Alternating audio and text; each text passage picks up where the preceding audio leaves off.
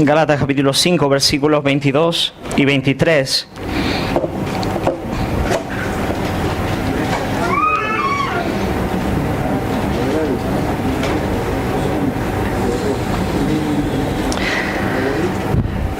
Donde dice: más el fruto del Espíritu es amor, gozo, paz. ¿Lo tenéis, hermano? Espera un poquito. ¿No? Gálatas 5, 22. Sí.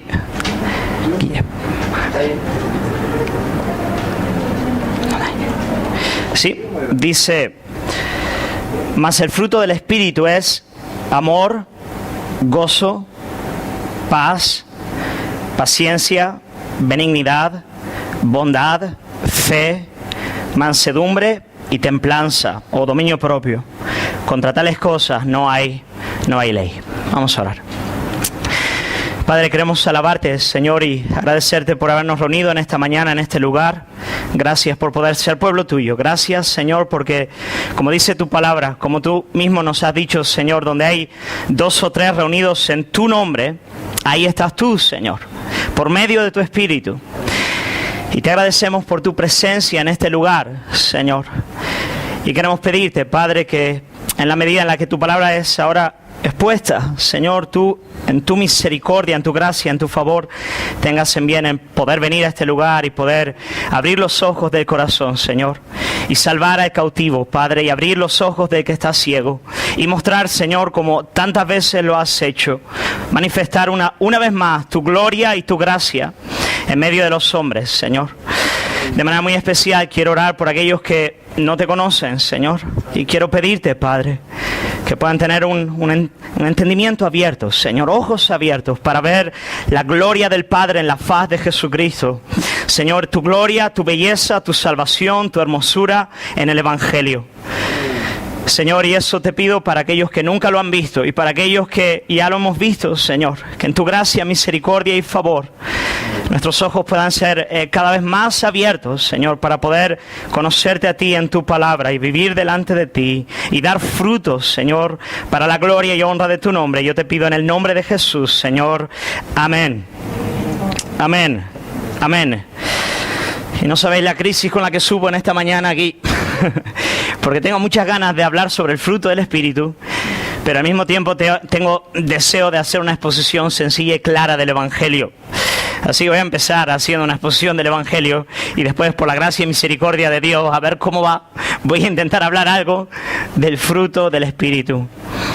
Pero tal vez hay personas en este lugar, y yo sé que las hay, que realmente nunca han entendido de verdad cuál es el mensaje central de la Escritura, que es lo que debemos de conocer para nuestra salvación, para poder tener una verdadera experiencia con Dios, para poder tener conocimiento real de Dios.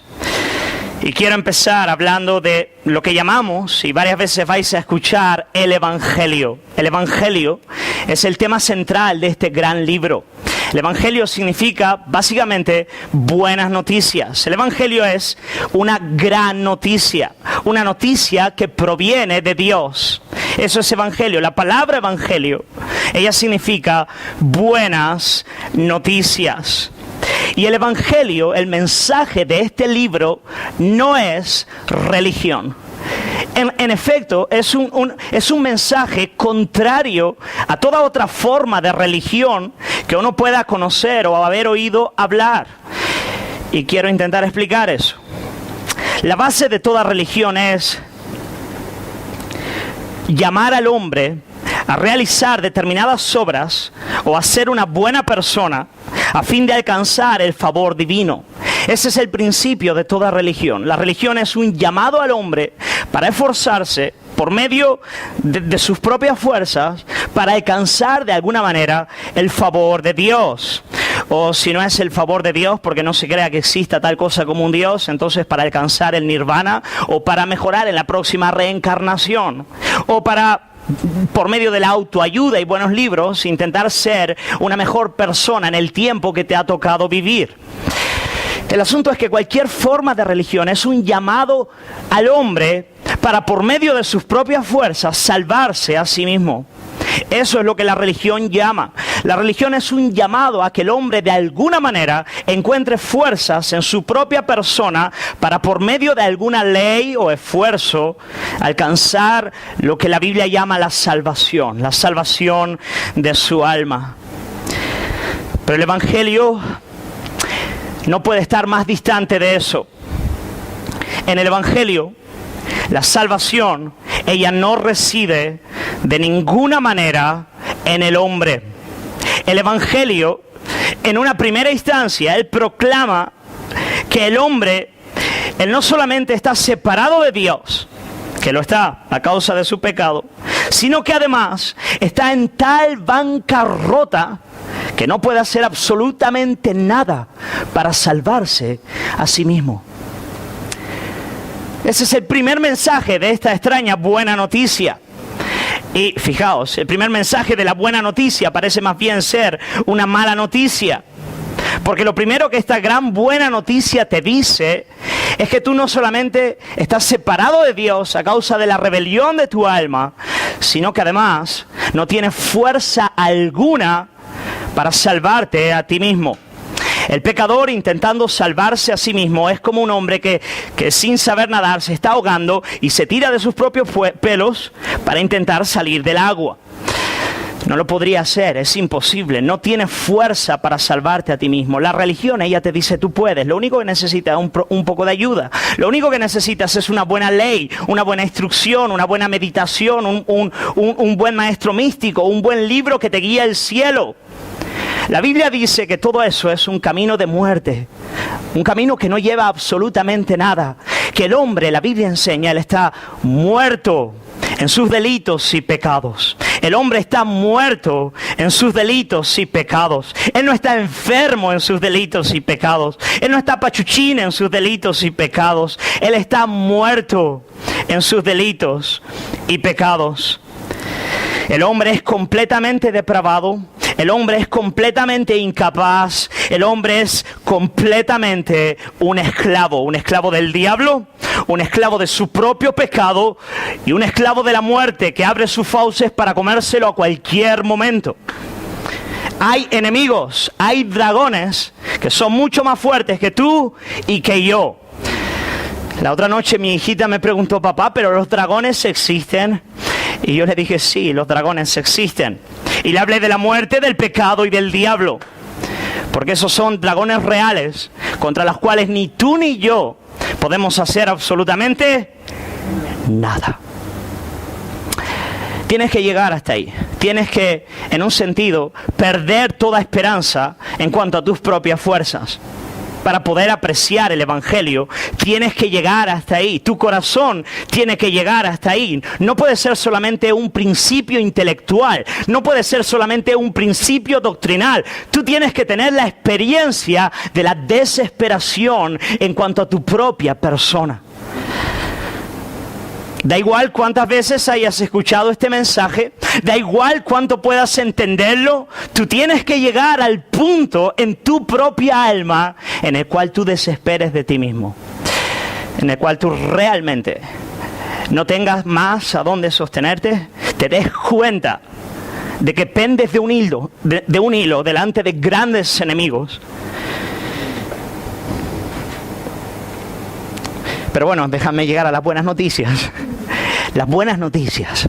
El Evangelio, básicamente, Él nos dice que Dios, Él nos otorga su salvación como un regalo de la gracia. Como un regalo. Él viene con poder a nuestro encuentro. El Evangelio es gracia, gracia, pura gracia. Es Dios desnudando su brazo de poder para salvar al pecador que nada puede hacer por sí mismo.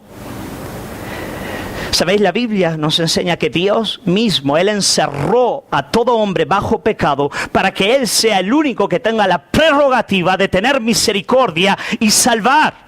De tal manera que cuando Él ejecute su salvación, el hombre solamente pueda dar gloria ¿a quién? A Dios. Los santos en el cielo, Ellos van a cantar el siguiente cántico: la salvación pertenece al Señor y al Cordero que está sentado en el trono. Los santos en el cielo no van a cantar: la salvación es del Señor con mi ayuda.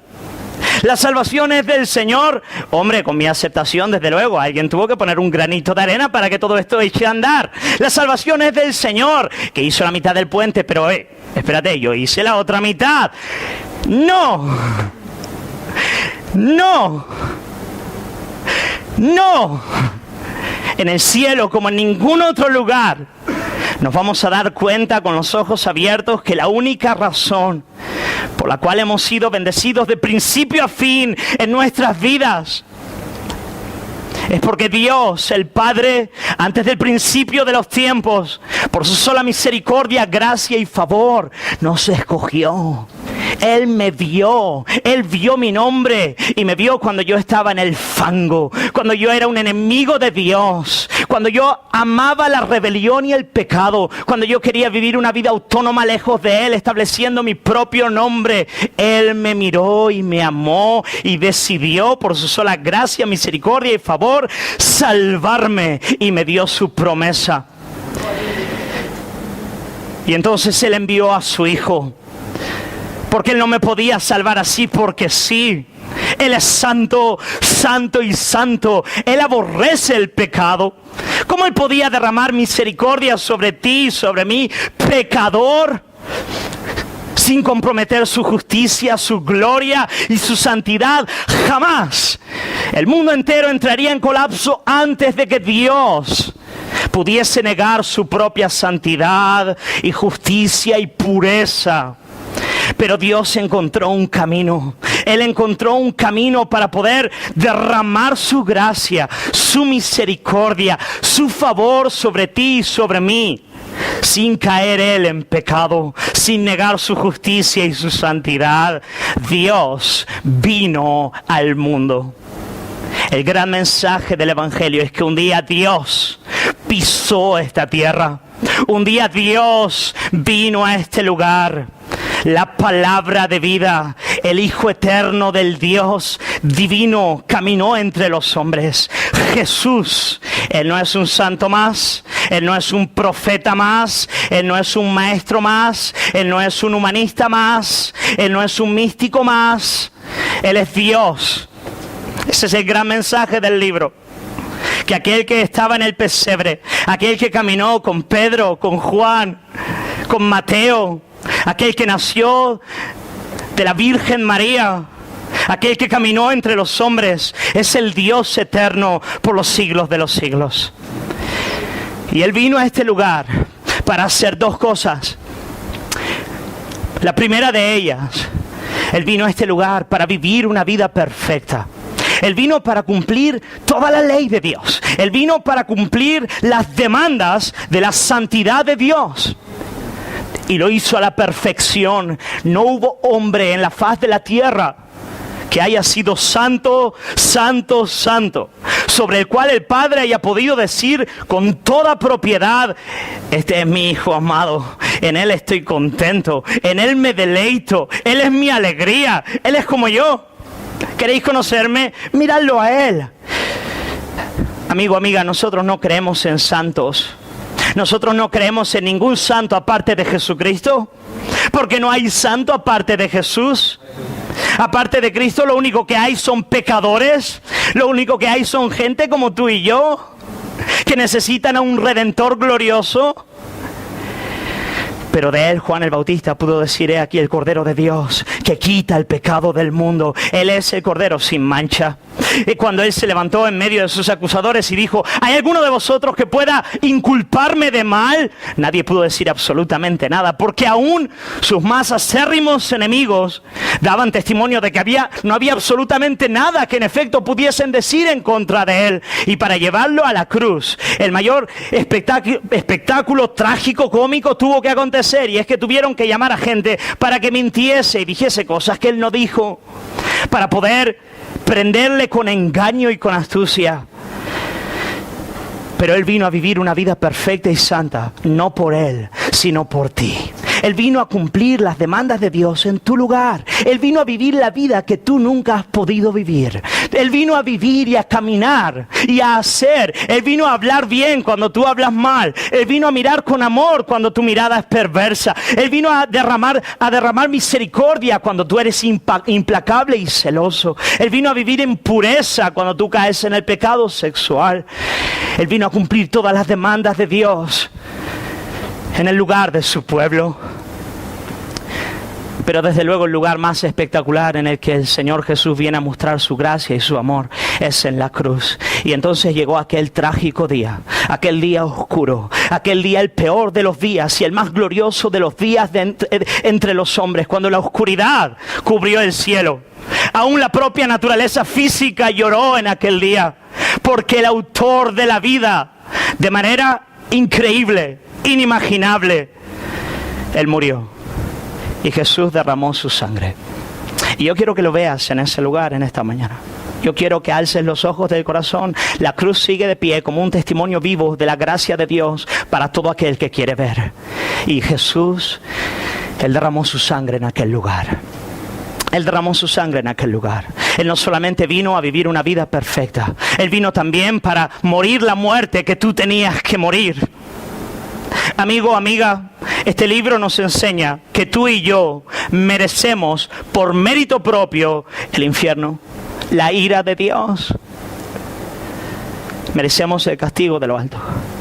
Pero cuando tú ves la cruz, cuando tú ves un poquito antes, cuando Jesús estaba agonizando en el Getsemaní y Él estaba diciendo, Dios mío, Él estaba diciendo, líbrame, quita de mí esta copa. Si hay alguna otra manera de salvar a tu pueblo, pero no lo había. Él tenía que tomar la copa de la ira de Dios hasta el final. Él tenía que beberla solito. No había nadie que pudiese acompañarle en ese lugar, el lugar más solitario y terrible de toda la tierra. Y ahí estaba nuestro gran héroe. Ahí estaba el héroe del creyente, el único héroe del creyente, Jesús solo, tomando por sí mismo la ira de Dios, la copa. Jesús estaba aterrado en aquel lugar, no tanto por la muerte física, pero porque en aquel lugar Él tuvo que decir, Dios mío, ¿por qué me has abandonado? El Padre le abandonó y Jesús sintió el infierno mismo en su alma. Pero Él lo hizo en tu lugar. Él vino a morir por ti. Amigo, Él vino a morir por ti. Él vino a llevar tu culpa. Él vino a pagar el precio de tu pecado. ¿Entiendes que este mensaje no tendría sentido si tú pudieses hacer alguna cosa para salvarte a ti mismo? ¿Entiendes que no tendría sentido que Jesús tuviese que venir a vivir una vida perfecta y morir si tú tuvieses fuerzas? Pero Él vino a hacerlo en nuestro lugar. Él vino a cumplir la justicia de Dios. Él vino a pagar el precio del pecado. Y ahora, hermanos, algo escandaloso ocurre. Y es que el Padre llama a todo hombre, llama a hombres y mujeres, llama a pecadores de toda clase, a todo tipo de pecadores, los grandes y pequeños, los gordos y los flacos, los más feos y los menos feos. Llama a hombres de toda parte y les dice, yo quiero darte mi salvación, yo quiero darte mi gracia, yo quiero darte mi amor. Recíbelo, recíbelo. Dices al Padre, yo no confío en mí mismo, yo no tengo fuerza, yo no confío en nadie, no confío en hombres, no confío en santos, no confío en profetas, no confío en ángeles ni demonios, no confío en el misticismo, no confío en la religión, no confío, yo solo confío en Jesucristo. Jesús delante de mí, Jesús detrás de mí, Jesús encima de mí, Jesús por debajo de mí, Jesús en mi corazón, Jesús en el trabajo, Jesús en la iglesia, Jesús en la familia, Jesús en la vida y Jesús en la muerte, Jesús delante del trono del juicio, Jesús por toda la eternidad. Él y solo Él es mi Salvador. Y entonces encontramos a este gran vidente, el profeta Isaías, mirando 700 años antes de que esto aconteciera y llamando a los hombres con estas extraordinarias palabras: a todos los que estáis sedientos, venid a las aguas, y los que no tienen dinero, venid, comprad y comed. Venid, comprad sin dinero y sin precio. ¿Lo veis? Es gracia. Venid, comprad. Bueno, ¿qué hay que pagar? ¿Qué hay que pagar? ¿Qué hay que pagar? No, comprad sin dinero. Esto es algo escandaloso, extraordinario, ¿no? No le iría bien a un negocio si hablase de esta forma. Si, por cierto, me arriesgaría a decir, inclusive, que en cuanto al Evangelio, este es uno de los grandes problemas. Si Dios, Él nos mandase subir las montañas, golpearnos las espaldas, ser personas religiosas, o con gusto lo haríamos. Pero porque Él nos dice, compra sin dinero. Es gracia, es un regalo de mi mano. ¿Cómo nos cuesta aceptarlo? ¿No es verdad? ¿Cómo nos cuesta? Qué orgullosos somos, ¿no es cierto? Oh, cómo no nos gusta no tener ninguna parte en la tarta, no poder decir, por lo menos esto fui yo el que lo hice. Pero el Evangelio, Él nos dice, venid, comprad sin dinero, sin precio, vino y leche. Y después el profeta Isaías dice, ¿por qué gastáis el dinero en lo que no es pan y vuestro trabajo en lo que no sacia? Oídme atentamente y comed del bien, y se deleitará vuestra alma con grosura. Inclinad vuestro oído y venid a mí, oíd, y vivirá vuestra alma. El Señor te llama en esta mañana, a ti que estás en este lugar, a negar de ti mismo, a confesar tu pecado, a confesar tu bancarrota y a abrazar a Jesucristo y a confiar en Él, a poner tu confianza en Él, a decirle, tú eres mi Salvador, tú eres mi única esperanza, tú eres mi Dios, tú eres mi vida, tú eres todo, como cantábamos hoy, para mí. Y yo quiero animarte a hacerlo. Yo quiero animarte en esta mañana a abrazar al Señor. Déjame contaros una parábola que Jesús contó. Si puedo tener un vaso con agua, por favor. ¿Está ahí? Oh, gracias. En cierta ocasión el Señor contó una parábola que es una de mis favoritas, la verdad. Y Él cuenta de un hombre que hizo una gran cena. Una gran cena. La mejor cena que puedas imaginarte. Claro que pensando que era un judío, puede que no puedas tener jamón serrano en la mesa, pero pensando que ya era después del Evangelio de la Gracia, podemos imaginarnos jamón serrano en la mesa.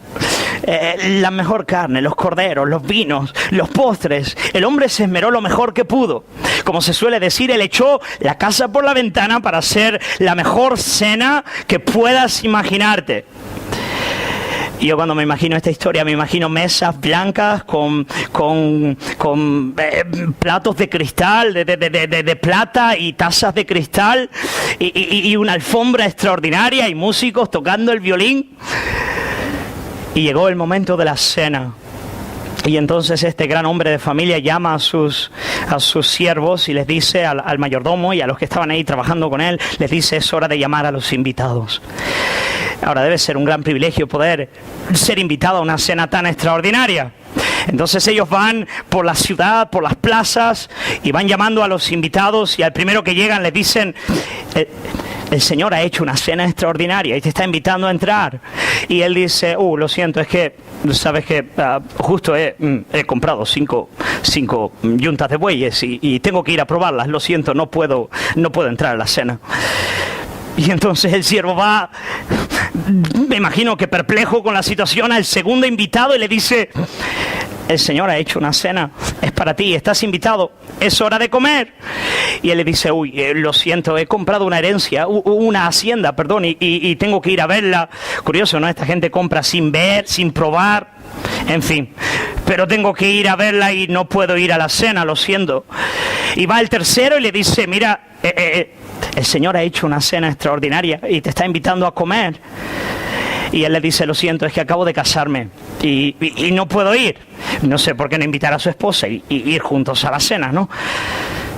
Pero entonces el siervo vuelve al Señor y le dice, mira, nosotros hemos invitado a esta gente a venir a comer, a saciar su alma, pero ninguno de ellos ha aceptado. Entonces el Señor se enfada y hace algo extraordinario. Les dice, entonces id por las plazas, id por las calles de la ciudad y llamad a los pobres, a los mancos, a los cojos, a los ciegos, y que ellos vengan a comer a mi mesa. Y entonces van los siervos, me imagino que aún mucho más perplejos de esta vez, recorriendo la ciudad, las plazas, las calles y llamando a lo peor de la ciudad para venir a comer a la mesa del gran Señor y Rey de la ciudad. Y todavía quedaba lugar, y los siervos le dicen: hemos hecho eso, pero todavía hay lugar. Y entonces el Señor les dice: pues entonces id a los vallados, id a los caminos más distantes, id al lugar donde están aquellos más lejanos, lo peor de lo peor, y fuérzalos a entrar. Me encanta cuando Lucas dice eso: fuérzalos a entrar. Me imagino al pobre cojo diciendo: no puedo, si tú te vienes. Y el siervo lo coge, se lo pone encima y se lo lleva. No, me imagino que claro, sería tan perplejo que pensarían que se estaban quedando con ellos, que era una broma de mal gusto, que ellos no podrían ir a comer. Entonces los siervos tenían que forzarles a entrar. Que sí, que es para ti. No, para mí no puede ser. Sí, para ti. Fuérzalos a entrar. Y entonces van los siervos por esos lugares, llamando a lo peor de lo peor y haciéndoles entrar a ese lugar extraordinario. Y yo me imagino la escena: el Señor vestido de gala, la mesa puesta, los mayordomos y los sirvientes vestidos con lo mejor que puedes imaginarte, y entrando a aquel lugar, toda aquella gente, los cojos, todos pobres, con andrajos, llenos de heridas, que hablan mal, con el rostro que muestra una vida miserable, y sentándose a la mesa para comer, porque el Señor les ha invitado a comer. ¿Sabéis? Así es el Evangelio. El Evangelio es ofrecido como un regalo de la gracia a todos los hombres. Pero los hay que, como los primeros, no ven necesidad del Evangelio. Se creen personas importantes, justas, nobles, que pueden salvarse a sí mismos. Y delante del Evangelio lo rechazan y dicen: no, gracias, yo no necesito eso. Yo tengo otras cosas más importantes para hacer. Pero entonces te encuentras aquellos que están desesperados, aquellos en la bancarrota, aquellos que reconocen su pecado, aquellos que no tienen nada más que ofrecer. Y ellos entran y se hartan y comen y están contentos, porque la gracia de Dios les ha alcanzado. Hoy la mesa está puesta. Hoy el Señor está en este lugar. Hoy el Padre ha puesto un banquete. Hoy la cruz está delante de ti como un regalo maravilloso. Y yo quiero animarte una y otra vez a que vengas a Jesucristo, a que entregues tu vida a Él. Yo quiero animarte. Si es la primera vez, quiero animarte. Si nunca lo has hecho, si tú nunca has confiado toda tu vida y tu eternidad en Él, si nunca has lavado tus pecados en la sangre de Jesús, si nunca has confesado sinceramente mi culpa y no has abrazado al Señor por el amor de Dios, por el bien de tu propia alma, quiero animarte en esta mañana a abrazar a Cristo. Y aquellos que ya lo han hecho un día, aquellos que estáis aquí y una vez lo habéis hecho, yo quiero animarte a hacerlo de nuevo en el día de hoy.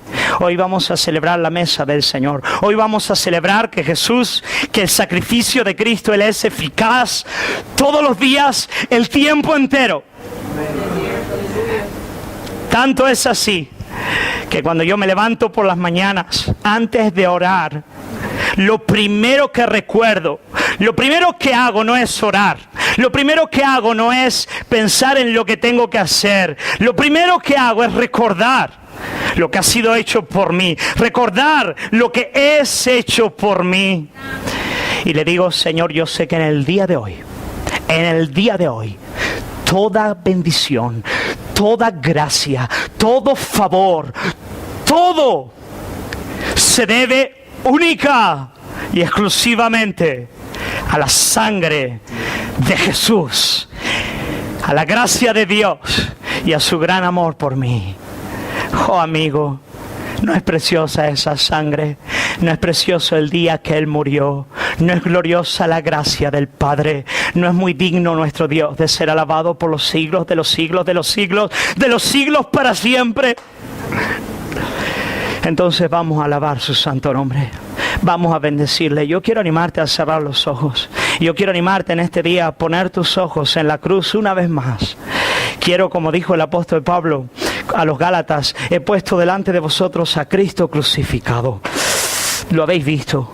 Yo quiero pedirte hoy, quiero animarte hoy a cerrar los ojos y a decirle al Señor, ayúdame a mirar a Cristo, ayúdame a verle, ayúdame a entenderle.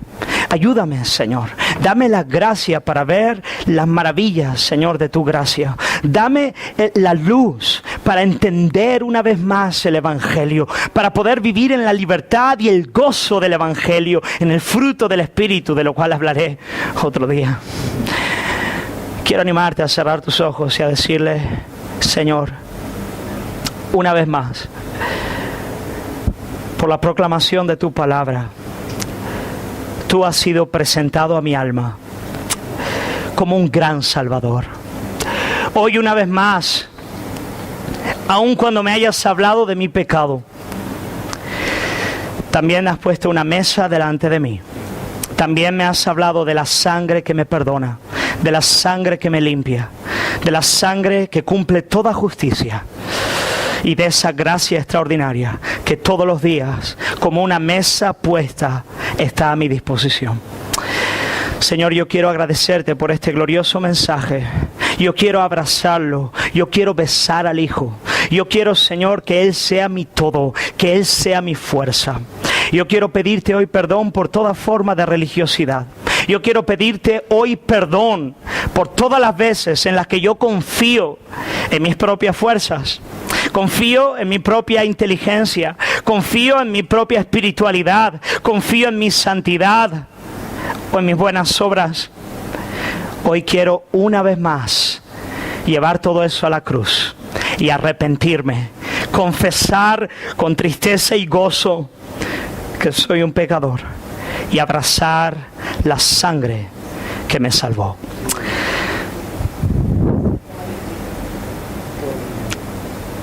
Señor Jesús, perdóname, acéptame en tu seno para vivir contigo para siempre. Esa es mi oración, en el nombre de Jesús. Amén. Amén.